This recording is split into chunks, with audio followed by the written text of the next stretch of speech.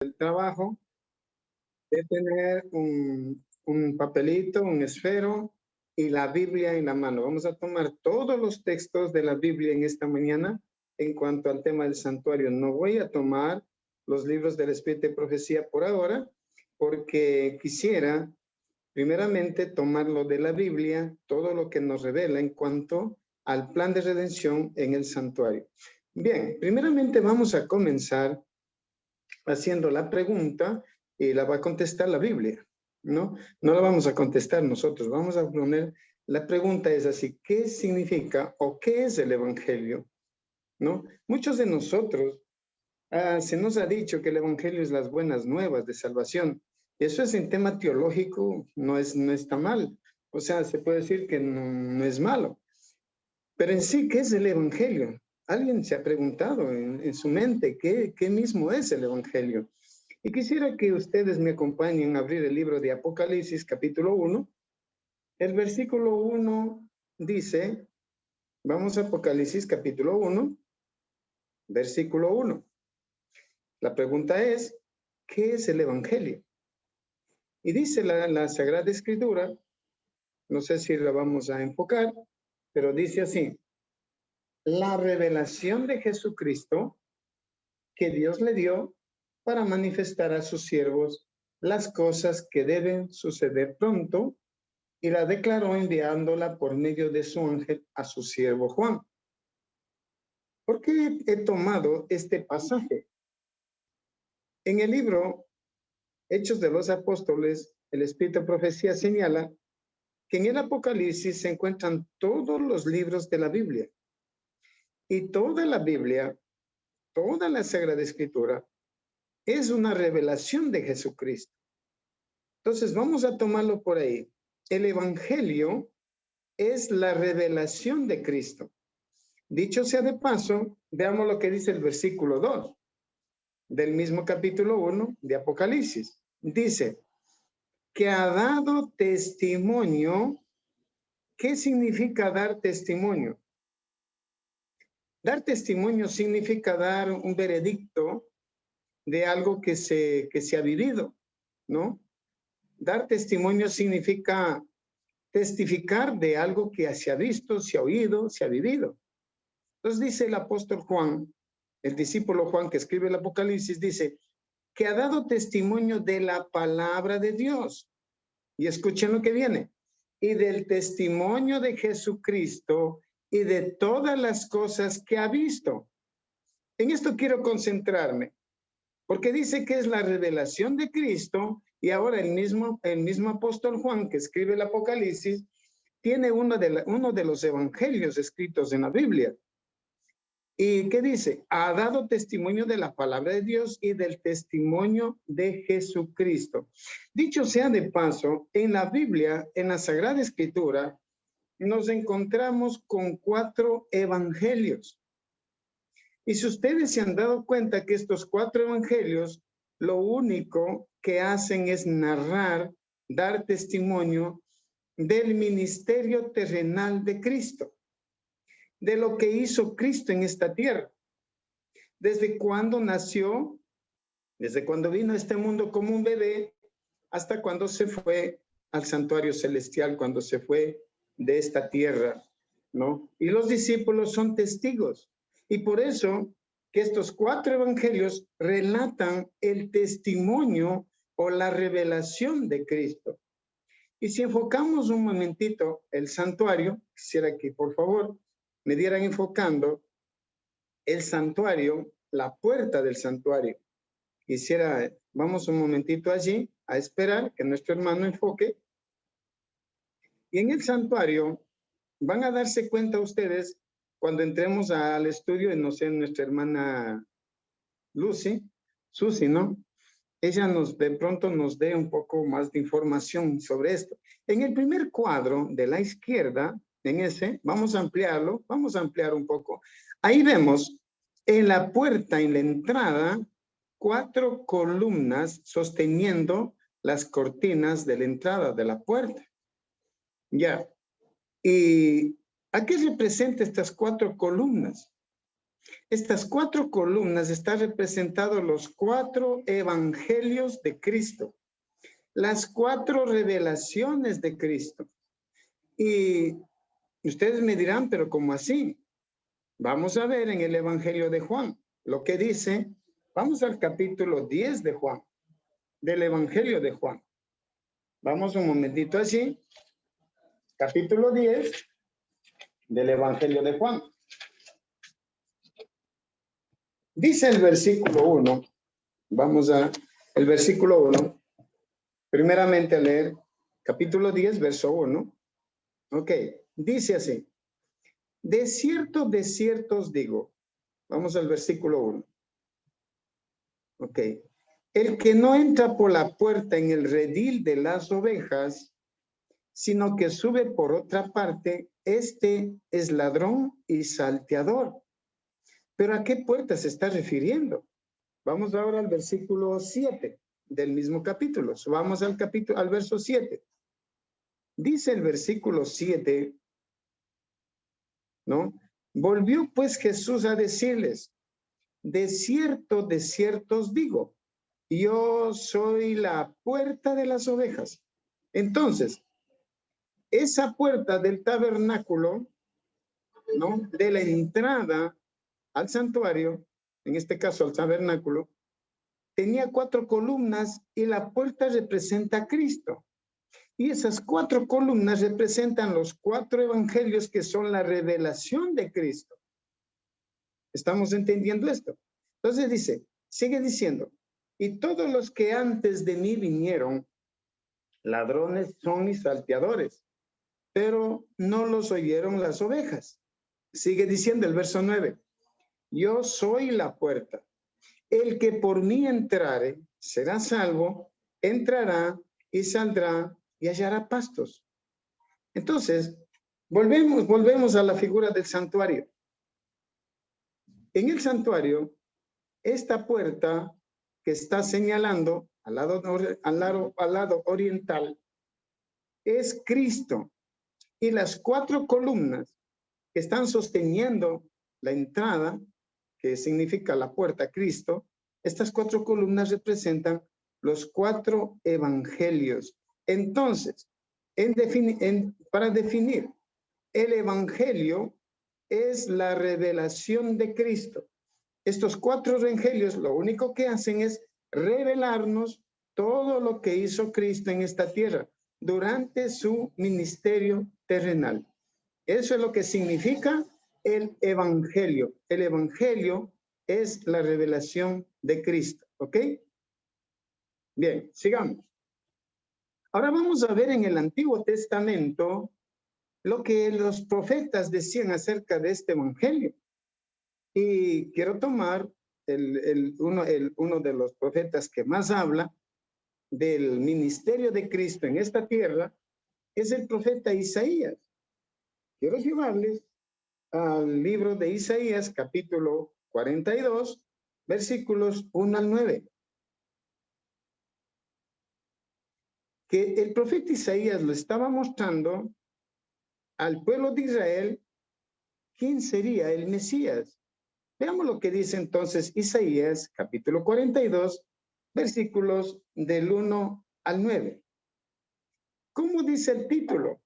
El siervo de Jehová. El título quiero recalcar. Miren el título. El siervo de Jehová. Jesucristo, cuando estuvo en el cielo, era un rey. Todos los ángeles y los mundos que no cayeron, le adoraban como un rey. Cuando vino a esta tierra, se despojó, dice el apóstol Pablo en la carta a los Filipenses, capítulo 2, capítulo 3, que él se despojó de rey, dejó la corona de rey, se despoja de ser un Dios y viene a ser en esta tierra un ser humano, y no solamente un ser humano común como nosotros, sino un siervo. Por eso aquí el profeta Isaías lo describe de esa forma, el siervo de Jehová. Y veamos lo que dice desde el versículo 1 hasta el versículo 9. He aquí mi siervo, yo le sostendré, mi escogido, en quien mi alma tiene contentamiento. Estas palabras les dijo el Padre Celestial cuando Jesucristo estaba siendo ungido en el bautismo. He aquí mi hijo amado, en quien tengo contentamiento. Esto lo dijo el profeta Isaías antes de que Cristo viniera a esta tierra. Sigue diciendo, he puesto sobre él mi espíritu. Él traerá justicia a las naciones. Sigamos más adelante. No gritará, ni alzará su voz, ni la hará oír en las calles. Miren cómo predicaba Jesús. Él no gritaba, él no estaba alzando la voz en la calle, sino que él iba directamente a la necesidad del ser humano, entraba en los aposentos donde le invitaban, entraba a la sinagoga los sábados, él iba de casa en casa, de hogar en hogar, y ahí la gente se amontonaba a escucharle. Y él no necesitaba gritar, como muchos de nosotros pensamos que si gritamos nos van a escuchar o que el evangelio tiene poder por gritar. No, ahí está diciendo que él no gritará ni alzará su voz, ni la hará oír en las calles. Y sigue diciendo, no quebrará la caña cascada, ni apagará el pábilo que humeare. O sea, él viene no a destruir, no a permitir que se consuma, como en el libro de Zacarías capítulo 3, dice que nosotros somos rescatados del incendio. Antes que seamos consumidos por el mal, antes que se apodere de nosotros la muerte eterna, Él nos rescata, nos libra, no dejará que se apague el pábilo que humea. Por medio de la verdad traerá justicia. No se cansará ni desmayará hasta que establezca en la tierra justicia y las costas esperan su ley. Así dice Jehová, Dios creador de los cielos y el que los despliega, el que extiende la tierra y sus productos, el que da aliento al pueblo, que mora sobre ella y espíritu a los que por ella andan. Yo, Jehová, te he llamado en justicia, te sostendré por la mano, te guardaré y te pondré por pacto al pueblo, por luz de las naciones. Miren qué promesa que tenemos por delante. ¿Qué es lo que viene a hacer este siervo? A que nosotros hagamos lo mismo que hizo él. Lo que está diciendo aquí es que si nosotros, como pueblo de Dios, tenemos que ser como él fue en esta tierra, un siervo de siervos. Dice también, para que abras los ojos de los ciegos, para que saques de la cárcel a los presos y de casas de prisión a los que moras en tinieblas. Ahora ustedes dirán, pero esto no podemos hacerlo. Claro que no podemos hacerlo ahora. ¿Por qué? Porque todavía nosotros no estamos preparados para esta obra. Y el Señor quiere precisamente que nos preparemos para esto. Esta es la obra que quiere Dios que hagamos. Yo, Jehová, este es mi nombre, y a otro no daré mi gloria ni mi alabanza a esculturas. He aquí, se cumplieron las cosas primeras. Yo anuncio cosas nuevas. Antes que salga la luz, yo os la haré notorias. Entonces, miren ustedes cómo está describiendo el profeta Isaías lo que Cristo iba a hacer en esta tierra como un siervo. Y a nosotros nos da este encargo. A nosotros se nos pone como representantes suyos en esta tierra. Y ahora, en el mismo libro del profeta Isaías, vamos a ver lo que el profeta Isaías anunció que sucedería con este siervo. Vamos al capítulo 52, versículo 12 al 15. Ahora vamos al capítulo 52 del libro de Isaías, al versículo 12 al 15. Vamos a leer lo que dice ahí en cuanto a este siervo de Dios que es Jesucristo. Dice el versículo 12 de esta forma. Y ahí está. Miren cómo titula. Sufrimientos del siervo de Jehová. ¿no? Ahora, ustedes dirán, ¿por qué Cristo tuvo que venir a sufrir? ¿Por qué tuvo que venir a hacerse un siervo? Porque Él fue el garante de nosotros.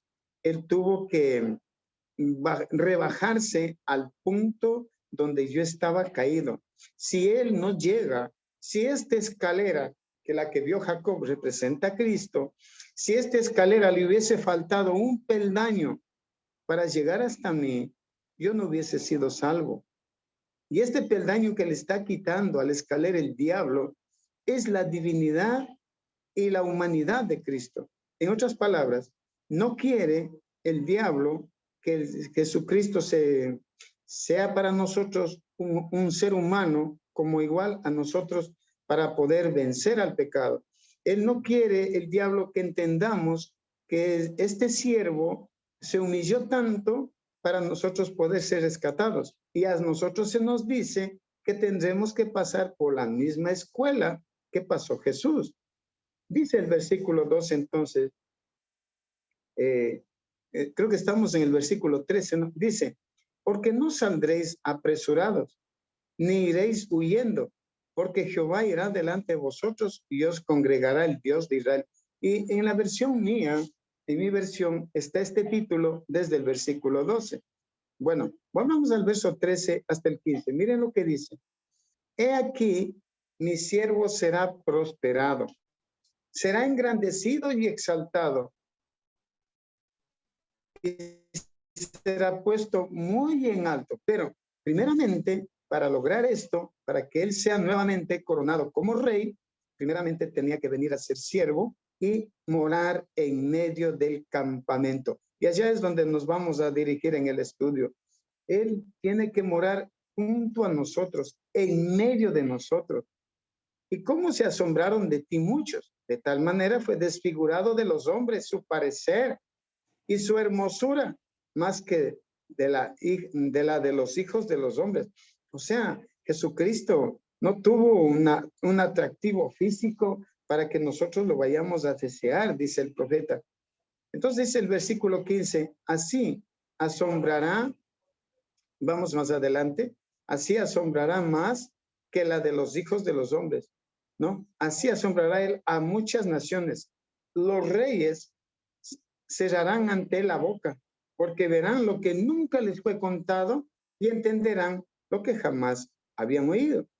Este hermoso pasaje de Isaías describe lo que Cristo iba a pasar. En el mismo capítulo 50, ahora vamos al capítulo 53, este capítulo para todos desconocido. Veamos lo que dice el versículo 1 al 12, ¿no?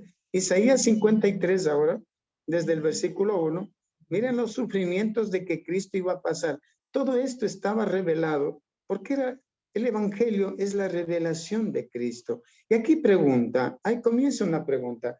¿Quién ha creído en nuestro anuncio? ¿Y sobre quién se ha manifestado el brazo de Jehová? Y responde, ¿subirá cuál renuevo? ¿Qué es un renuevo?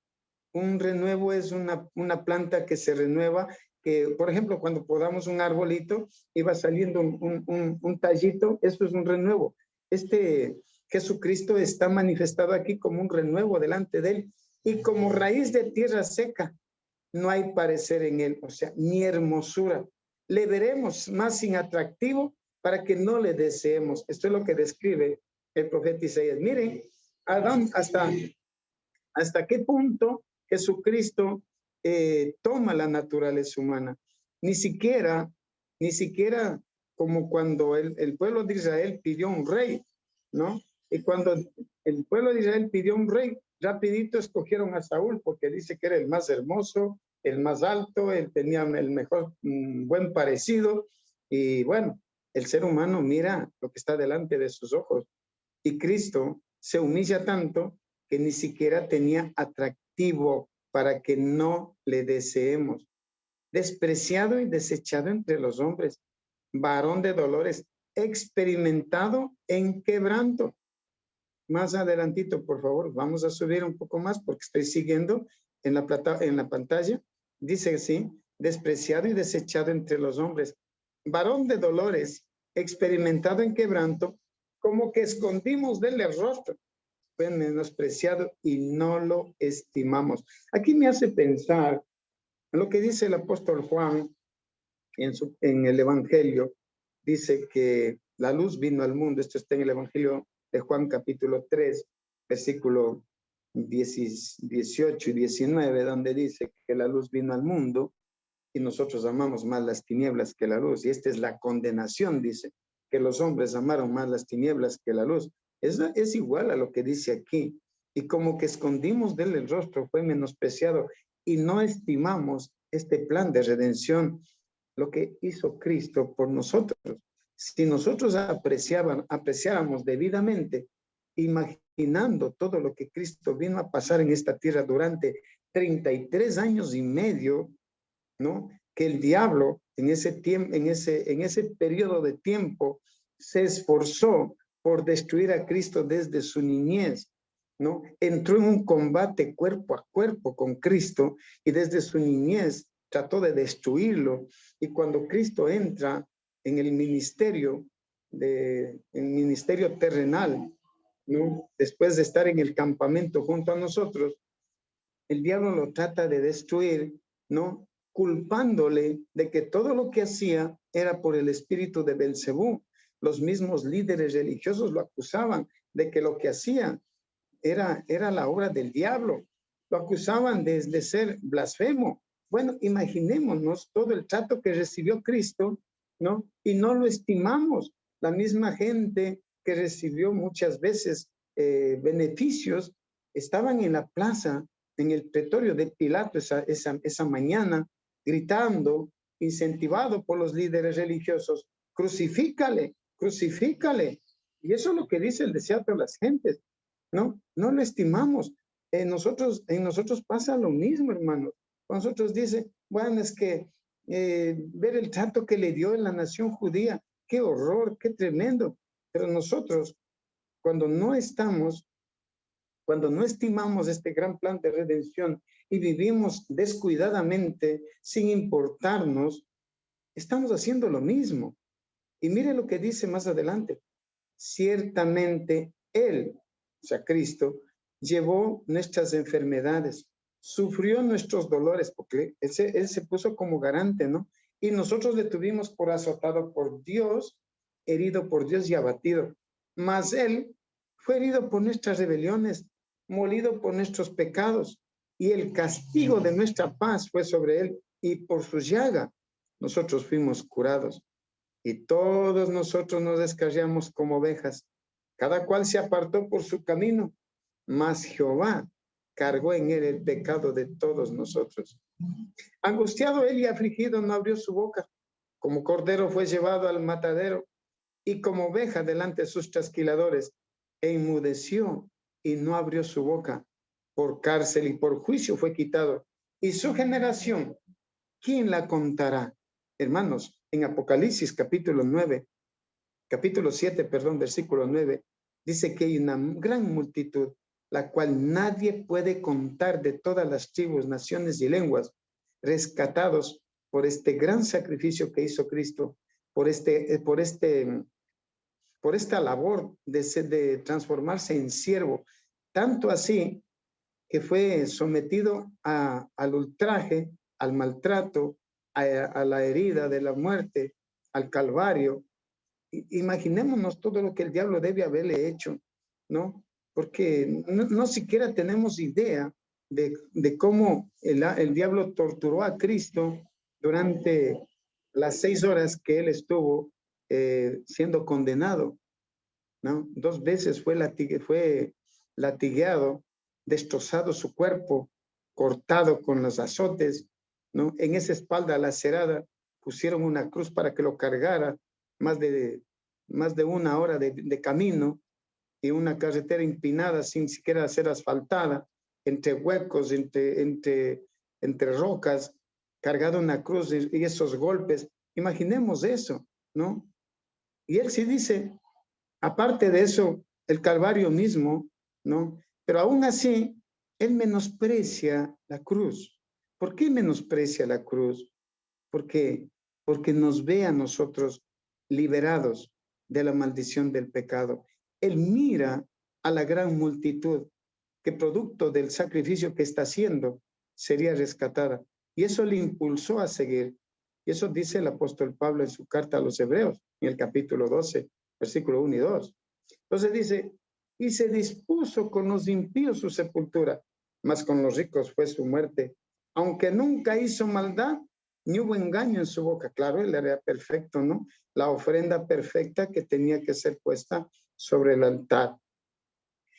Avancemos entonces al versículo 12. Dice, con todo esto Jehová quiso quebrantarlo, sujetándole a padecimiento. Cuando haya puesto su vida en expiación por el pecado, verá el linaje y vivirá por largos días. Y la voluntad de Jehová será en su mano prosperada. Verá el fruto de su aflicción de su alma y quedará satisfecho. Amén. O sea, Cristo, cuando sea coronado como rey por los redimidos, va a quedar satisfecho por lo que él hizo, por lo que él vino a hacer en esta tierra. Y por su conocimiento justificará mi siervo justo a muchos y llevará las iniquidades de ellos.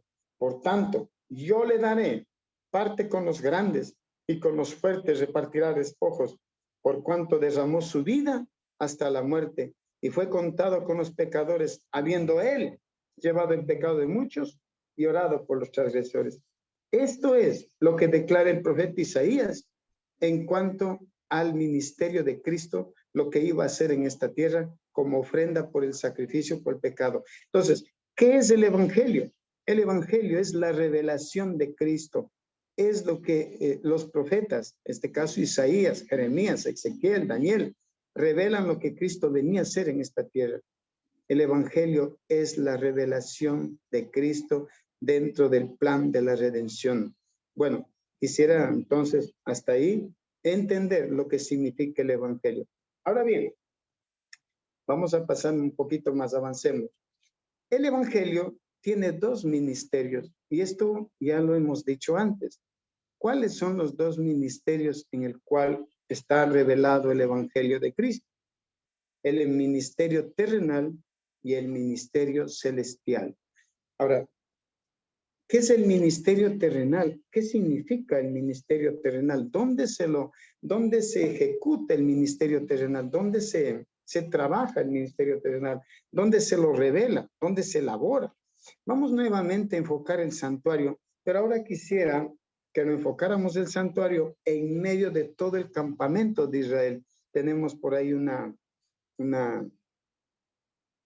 fotografía donde está el santuario en medio del campamento, donde se ven las carpas del pueblo de Israel junto al tabernáculo. Ahí podemos, esta que está aquí, bueno, a ver,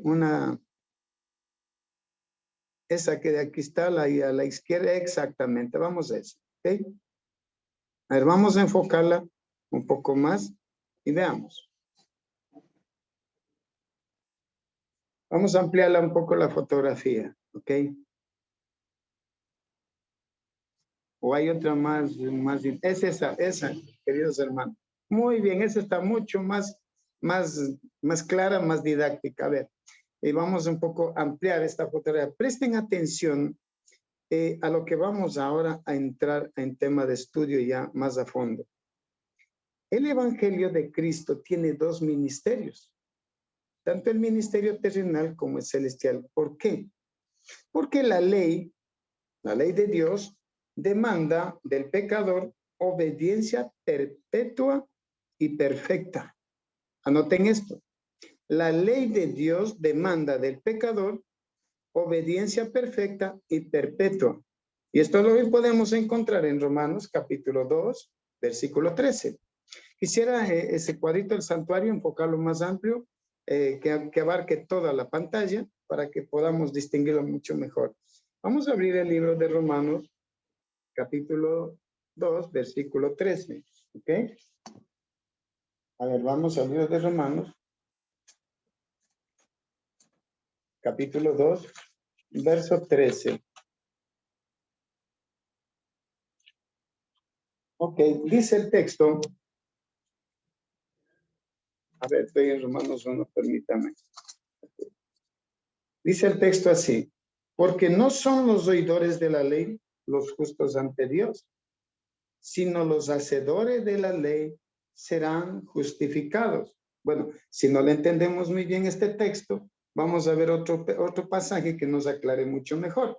Vamos a Salmos, al Salmo capítulo 15, Salmo 15. Este pasaje nos va a indicar, ¿no?, ¿qué es lo que demanda la ley de nosotros?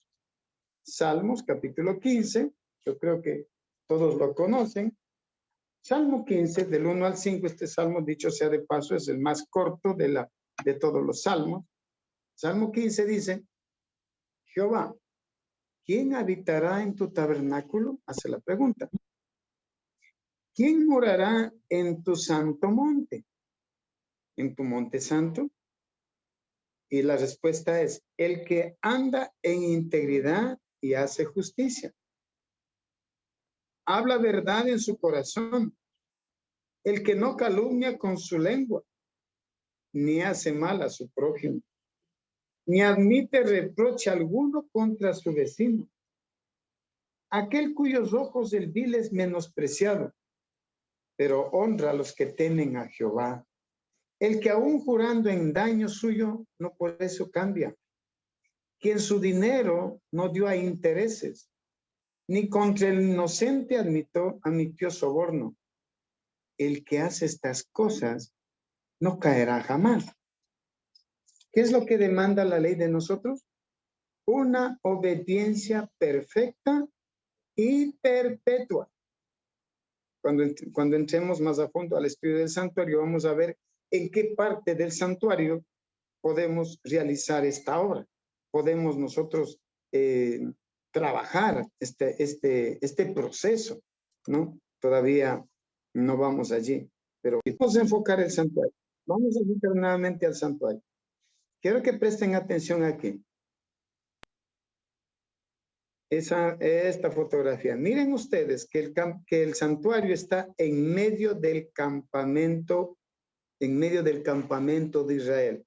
3 tribus están al oriente, 3 tribus se encuentran al occidente, 3 tribus se encuentran al norte y 3 al sur. Están distribuidas las tribus de Israel. El campamento se encuentra precisamente en el centro del pueblo. ¿Qué significa esto? Vamos a leer Éxodo 25:8 para entender un poco mejor lo que significa esto.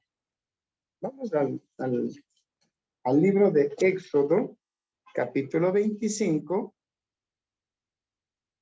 ¿no? Versículo 8.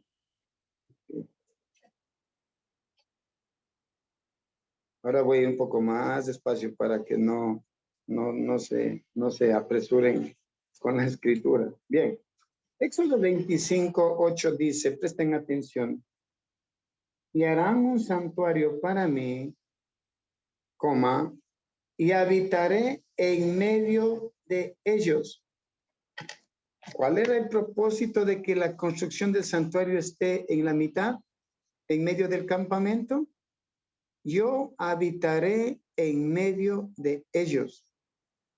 Ahora, bien, cuando dice que Dios quiere habitar en medio de nosotros, ¿cuál es el propósito de Él? Cuando Cristo viene a esta tierra, habitó en medio de nuestro campamento humano. Él cumplió con esto. ¿Por qué? Porque dice que la ley demanda una obediencia perfecta y perpetua a la ley. Entonces, cuando Él viene a esta tierra como un hombre, como un niño impotente, nace igual que nosotros, y cuando Él desarrolla un carácter, Él comienza a dar cumplimiento a esta demanda. Obediencia perfecta en medio de nosotros. Y nosotros como adventistas del séptimo día, tenemos dentro de los escritos del Espíritu de Profecía un libro que se llama El deseado de todas las gentes. Y creo que todo adventista lo tiene, me imagino, deben tener. Y ojalá lo tengan el libro físico para que lo vayan subrayando, porque vamos a estudiar este libro durante los temas del santuario. ¿Por qué razón? Porque en este libro, si ustedes se dan cuenta, el primer capítulo del deseado de las gentes dice Dios con nosotros. ¿Qué significa Dios con nosotros? ¿Qué quiere decir esto? Que comienza Cristo su ministerio desde su niñez, dando cumplimiento a la obediencia perfecta y perpetua a la ley. Y termina el libro de Cierto a las Gentes relatando los 4 evangelios, las 4 columnas de la puerta, relatando el ministerio de Cristo desde su nacimiento hasta cuando él se va de su padre a presentarse con la gavilla. Esto también lo vamos a estudiar cuando estudiemos las fiestas del santuario, lo que significa. Entonces, en el libro de Cierto a las Gentes, cuando ustedes leen ese libro, ¿qué encuentran? Todo el relato del ministerio de Cristo.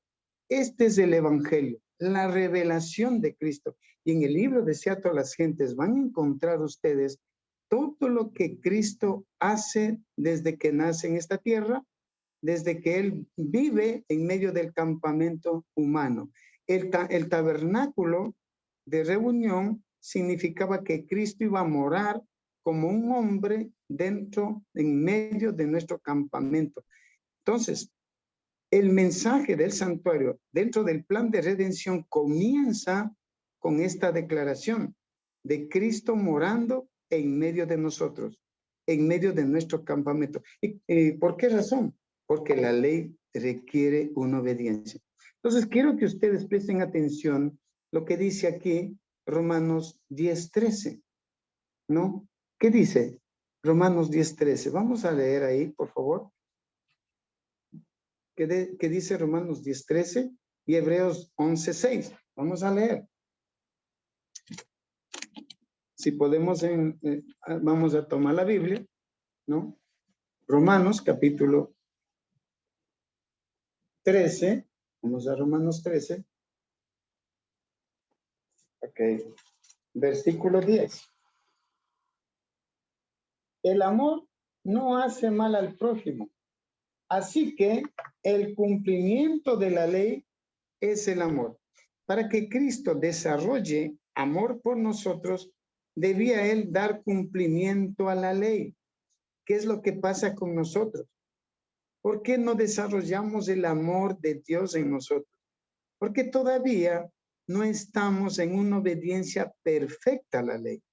El día, el momento que usted y yo obedezcamos la ley tal cual el Señor la puso en su palabra, tal cual nos dice que lo hagamos, ese día alcanzaremos a amarnos unos a otros con ese amor que Dios tiene hacia nosotros. Dice aquí, para que Cristo como hombre pueda cumplir con esta condición, él debía tener primero conocimiento de la ley de Dios. Segundo, tenía que tener capacidad para amar y poseer fe, requisitos indispensables para poder obedecer la ley de Dios. ¿Cuáles son estos requisitos? Primero, conocimiento de la ley. Segundo, capacidad de amar y poseer fe. Estos son los requisitos de la ley. Y en Hebreos 11:6 veamos lo que dice. Vamos a abrir el libro de Hebreos, capítulo 11, versículo 6. Pero sin fe, ¿qué dice aquí? Es imposible agradar a Dios. ¿Qué es fe entonces? Obediencia perfecta. Eso es fe. Muchos decimos, es que yo me falta fe. Yo tengo, yo me falta la fe, no creo. No, fe es obediencia. El momento que en nosotros el Espíritu Santo nos vaya utilizando, vayamos permitiendo que el Espíritu Santo more en nuestro corazón, porque recuerden que estamos recibiendo la lluvia temprana. Quiero detenerme aquí un poquito, hacer un paréntesis en cuanto a la lluvia temprana. La lluvia temprana, déjenme decirles algo y con esto quiero alentarles a todos mis hermanos, porque muchos de nosotros que todavía no hemos madurado en carácter, ojo con lo que voy a decir, todavía no hemos madurado en carácter y decimos, sí, no somos perfectos, sí, de acuerdo, pero a medida, en su debido tiempo, vamos cumpliendo con las demandas de la ley. les hago una reflexión. Cuando la lluvia cae y nace la plantita ahí, aunque es pequeñita, pero la planta es perfecta. Así nosotros, cuando el Señor nos justificó y nos perdonó, nos declaró perfectos. Y si nosotros fuimos creciendo en el Espíritu a medida que hemos recibido el Espíritu, la plantita va creciendo. Y a medida que crece, la planta sigue siendo lo que es, una plantita perfecta. Pero todavía no llega a su madurez. Entonces, en la medida que usted y yo vamos creciendo, vamos siendo perfectos en el Señor. ¿Ok? O sea, no se desanimen por esto, porque todavía no hemos alcanzado a dar frutos. La planta todavía es pequeña, pero todavía no da frutos. Pero en sí la planta está en un desarrollo y hasta ahí la planta es como es, normal, perfecta la planta está ahí. Entonces, ¿qué quiero decir con esto? Que no nos desanimemos, que en verdad todavía tenemos problemas, todavía no damos el fruto que Dios quiere, todavía no hemos producido el grano que necesita Dios y cosechar un grano perfecto, pero estamos en ese desarrollo, en ese proceso. Eso es lo que hizo Cristo en esta tierra, ¿no? Dice, el salmista dice en Salmos 48, el hacer tu voluntad, Dios mío, me ha agradado y tu ley está en medio de mi corazón. Esto lo dijo de Cristo. Cristo en su mente tenía escrita la ley, tenía grabada la ley, pero no solo eso, había desarrollado su carácter en obediencia perfecta al punto de que él podía amarnos. Tanto así que él entregó su vida por nosotros, que él se humilló tanto por nosotros como vimos en el libro de Isaías lo que hizo, ¿no? Entonces, la ley de Dios iba a estar escrita en la mente y en el corazón de Cristo desde el momento de su engendramiento. Y el apóstol Pablo, en la carta a los Hebreos, al relatar el cumplimiento de esta profecía, miren lo que dice Hebreos capítulo 10, versículos 5 al 7. Voy al libro de Hebreos capítulo 10, versículos 5 al 7. Dice, por lo cual, entrando en el mundo, dice, sacrificio y ofrenda no quisiste, más me has preparado un cuerpo. Holocausto y expiaciones por el pecado no te agradaron. Entonces dije, he aquí vengo, Dios, para hacer tu voluntad como en el rollo del libro está escrito. Esto dice el libro de Hebreos, ¿ya? Entonces, en la mente y en el corazón de Cristo como hombre estaba escrita la ley de Dios y vino a este mundo para hacer la voluntad de su Padre, es decir, obedecer la ley de Dios. También, desde el momento en que fue engendrado por el Espíritu Santo, eso es lo que dice Mateo capítulo 1, versículos 18 al 20. Veamos, Mateo 1, ¿cómo fue engendrado Cristo? No fue por voluntad de varón, sino por el Espíritu Santo. Mateo capítulo 1, vamos a leer ese texto, vamos a ir leyendo texto por texto, no vamos a dejar pasar un solo versículo de la Biblia que nos revele este ministerio de Cristo. Mateo capítulo 1, versículos 18 al 20. Veamos lo que dice entonces. Dice así, el nacimiento de Jesucristo fue así. Estando desposada María, su madre, con José, antes que se juntasen, se halló que había concebido del Espíritu Santo. Y por esta razón, los fariseos no le aceptaron a Cristo porque ellos nunca iban a creer que una virgen iba a concebir un hijo. Tenía que tener relaciones con un hombre. Pero el profeta Isaías, en el capítulo 7, versículo 14, anunciaba que una virgen iba a concebir. Pero esta profecía no la entendieron. Y a nosotros nos puede pasar igual. No entender este tema tan importante de la salvación, de lo que Cristo hizo por nosotros, puede causarnos problemas. lo que nos quiere enseñar la Escritura es que nosotros tenemos la garantía de lo que Cristo hizo en esta tierra, podemos hacerlo nosotros también. Dice el versículo 19, José su marido, como era justo y como no quería infamarla, quiso dejarla secretamente. Ahora bien, dice también, y pensando en esto, he aquí un ángel del Señor le apareció en sueños y le dijo, José, hijo de David, no temas de recibir a María tu mujer, porque lo que en ella es engendrado del Espíritu Santo es. Entonces, ahí le dice, y dará a luz un hijo, llamará su nombre Jesús, porque él salvará a su pueblo de sus pecados.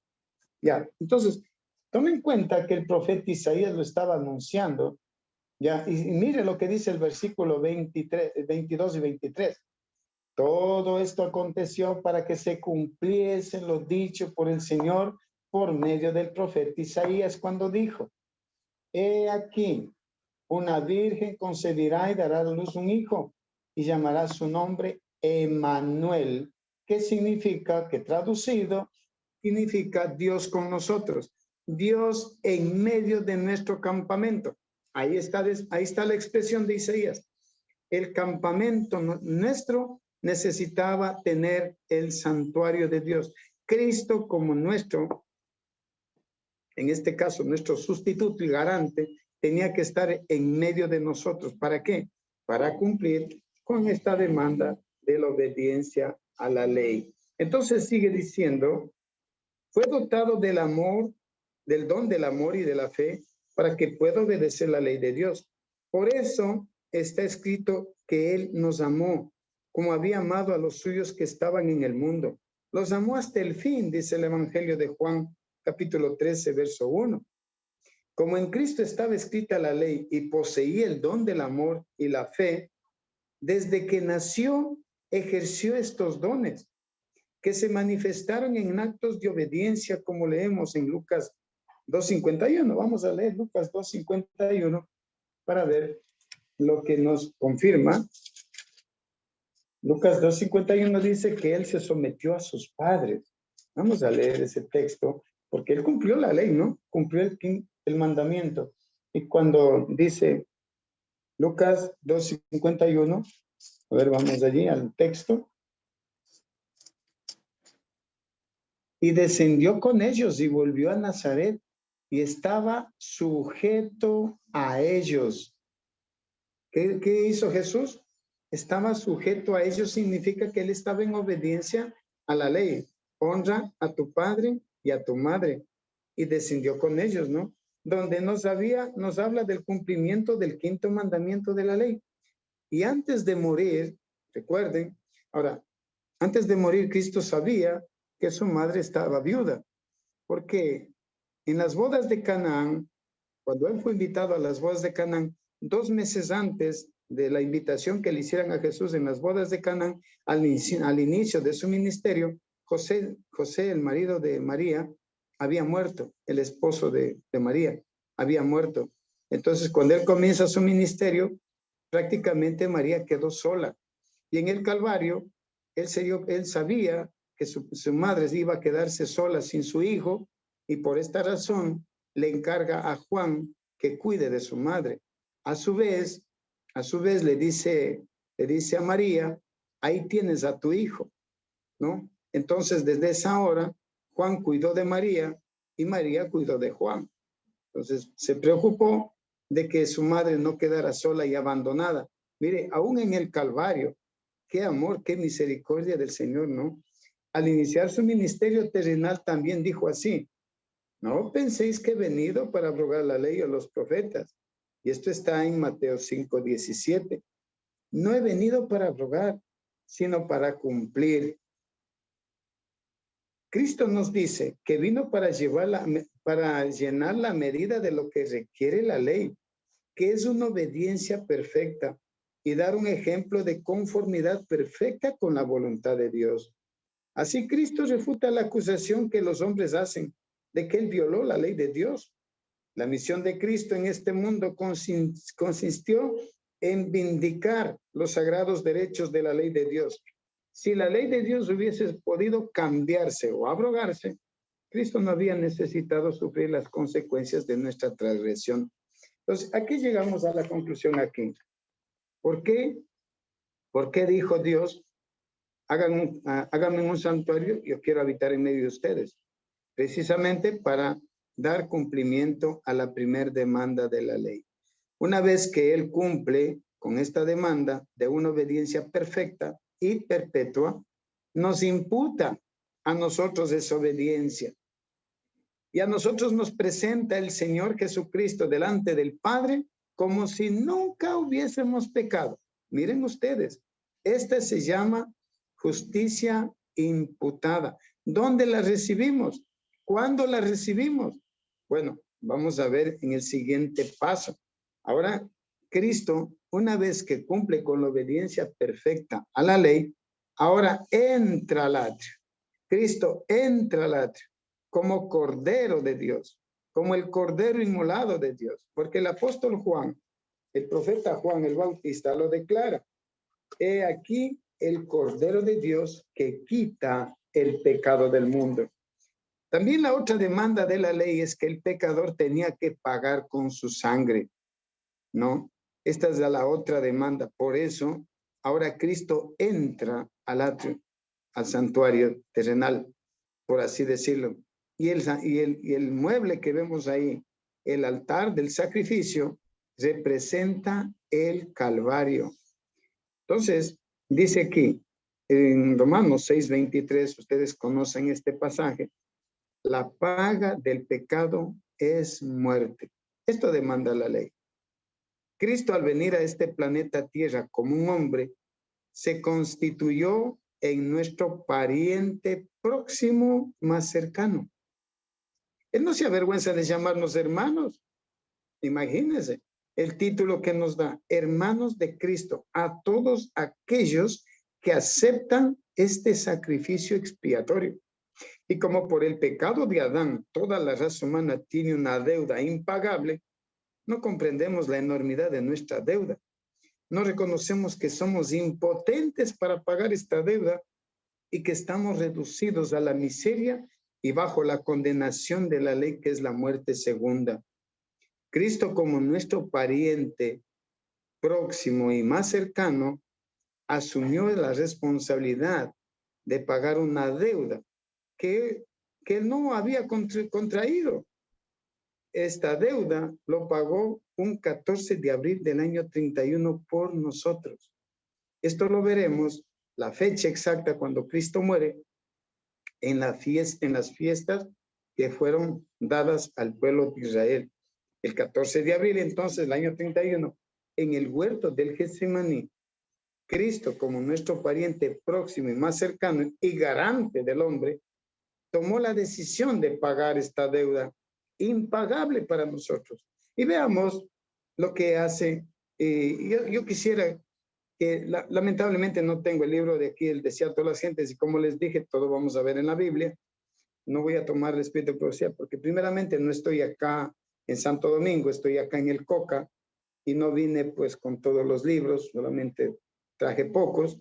Entonces, por eso es que vamos a tomar ahora solamente pasajes de la Sagrada Escritura, ¿no? Porque también esto amplía el libro de Seattle, la gente, y es maravilloso. Voy a abrir el libro de Lucas, el Evangelio de Lucas, capítulo 22, ¿no? El libro de Lucas, capítulo 22. Si ustedes me acompañan en la lectura, el versículo 39 al 46, Lucas, capítulo 22, versículo 39, dice, y saliendo se fue como solía al monte de los olivos, y sus discípulos también le siguieron, ¿no? Y sigue diciendo, cuando llegó a aquel lugar, les dijo, orad que no entréis en tentación. Y él se apartó de ellos a distancia como de un tiro de piedra, y puesto de rodillas oró, diciendo, Padre, si quieres, si es tu voluntad, pasa de mí esta copa. pero no se haga mi voluntad sino la tuya. Y se le apareció un ángel del cielo para fortalecerle. Y saben, en el libro de Seattle las gentes nos da más luz en cuanto a esto. Le dice que el ángel le mostró a Cristo porque él estuvo a punto de regresarse al cielo. A punto estuvo, dice que la copa le tembló en la mano. Así dice el desierto de las gentes. Le tembló en la mano y Cristo estuvo a punto de renunciar, hermano. ¿Y qué pasaba si renunciaba al plan de redención? Estábamos perdidos. Así que, ¿qué vino a hacer el ángel? Y quiero que veamos lo que le cité en antes. Hebreos capítulo 12. Veamos lo que el ángel le muestra. Porque aquí viene un ángel y le muestra, ¿qué es lo que le muestra? Vamos al libro de Hebreos, ahí está relatado lo que Cristo mira, lo que el ángel le muestra. Hebreos capítulo 12, y creo que también para nosotros es esto importante cuando tengamos que pasar por pruebas, por dificultades, por dolor, por llanto. ¿Qué tenemos que hacer? Hacer lo que hizo Cristo. Mira, veamos desde el versículo 1. Por tanto, nosotros también, teniendo en derredor nuestro tan grande nube de testigos. ¿Cuáles son estos testigos que están observando el plan de redención? ¿Quiénes son los que están mirando si usted y yo vencemos al pecado? ¿Quiénes están mirando como testigos si usted y yo aceptamos este sacrificio o lo menospreciamos? Los ángeles que no cayeron y los mundos que Dios ha creado que tampoco han caído en el pecado. Entonces, por esta razón, teniendo esta gran nube de testigos que nos están observando, este conflicto, nosotros somos, se puede decir así, el laboratorio, ¿no? En el cual están, en este caso, haciendo bueno, no les llamemos experimento, ¿no? Es laboratorio donde Dios va a tener la oportunidad, como ha sido juzgado, eso dice Romanos 3:4, Dios ha sido juzgado por Satanás. Entonces aquí en este laboratorio, Dios le va a demostrar a Satanás que tiene un pueblo que lo va a representar, un pueblo que obedecerá perfecta y perpetuamente la ley. Más adelante, en el estudio que hagamos del santuario más a fondo, veremos que Dios tiene dos regalos. El primero, la gracia perdonadora. Pero esa gracia perdonadora un día nos será quitada y nos quedaremos nomás con la gracia para vencer. Porque la gracia para vencer nos quedaremos por la eternidad, hermano. Entonces, por eso de aquí dice, despojémonos de todo peso y del pecado que nos asedia y corramos con paciencia la carrera que tenemos por delante. Ahora, miren, aquí viene en cambio el versículo 2, lo que dice que un ángel vino a fortalecer a Cristo. Miren lo que hizo este ángel con Cristo. Puesto los ojos en Jesús, el autor y consumador de la fe. Ahora, aquí viene la frase clave. El cual, por el gozo puesto delante de él. ¿Cuál fue el gozo que el ángel le mostró? Los redimidos, la gran multitud de redimidos que iban a salir por este sacrificio que él iba a hacer. Al punto estuvo de renunciar, pero el ángel le dice, mira la gran multitud que va a salir por el sacrificio que vas a hacer ahora, por el paso que vas a dar. Adelante, adelante, mi general. Me imagino las palabras que le dijo el ángel, el cual, por el gozo puesto delante de él, sufrió la cruz, menospreciando el oprobio, y se sentó a la diestra del trono de Dios. O sea, Cristo, aún el Calvario lo menospreció porque él miró hacia adelante. Pero me da tristeza, me da un poco de dolor cuando leo en el libro de Seattle las gentes, como les digo, en otra clase, podemos leer esto. En el libro de Seattle las gentes, en el capítulo el Calvario, en el capítulo del Calvario, dice que él mismo, cuando estaba en el Calvario, no tenía la seguridad de que él se levantaría de la cruz, digamos, de la tumba. No tenía la seguridad y temía que el pecado fuese tan grave, que la separación de su Padre sea eterna. Eso dice el deseo.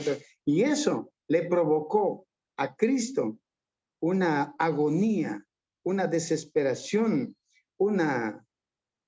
¿qué les puedo decir? Un dolor mental que quebrantó su corazón. Y él no murió por ser desangrado en la cruz. Él murió por la angustia y su corazón no soportó y reventó. Eso dice el deseo de las gentes. Pero menospreció la cruz. Pero él miró para adelante. Nos miró a nosotros, redimidos. Pero él mismo no tenía la seguridad. Oiga, esto es algo incomprensible. Esto es un misterio.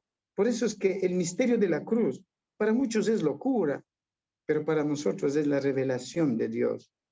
Así que un 14 de abril del año 31 en el huerto del Getsemaní, Cristo como nuestro pariente próximo y más cercano y garante del hombre, toma la decisión de pagar esta deuda impagable. ¿Cómo pagó nuestra deuda? Siendo nuestro sustituto. El inocente fue contado como si fuera un transgresor. Eso dice 1 Corintios 5:21. Sobre Jesús como sustituto fue puesta la iniquidad de todos nosotros. Y eso leímos en Isaías capítulo 53, verso 6. Que todo el pecado cayó sobre él. La culpabilidad de Adán y toda su descendencia abrumó su corazón y la ira de Dios se descargó sobre él. Leímos en Isaías 53:5. Y al descargarse la ira de Dios sobre Cristo, él murió. Al morir derramó su sangre. Cristo murió como hombre, no como Dios. Por esto que el centurión romano dijo, verdaderamente este hombre era el Hijo de Dios. Imagínense, y eso lo declaró un pagano, no lo declaró un líder religioso, no lo declaró su pueblo lo menospreció, como que escondimos del rostro, dice el profeta Isaías. Y al morir Cristo dio satisfacción a la condenación de la ley, que es la paga del pecado, que es la muerte eterna. Al derramar su sangre, Cristo proveyó el otro medio que le habilitó para entrar en el santuario celestial y empezar su ministerio celestial y sacerdotal. Esta sangre es toda suficiente para que nuestros pecados confesados sean perdonados. Si Cristo en el santuario celestial los presenta por nosotros ante el Padre y ante la ley.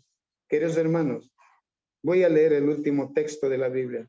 Primera de Juan, capítulo 1, versículos 7 y 9.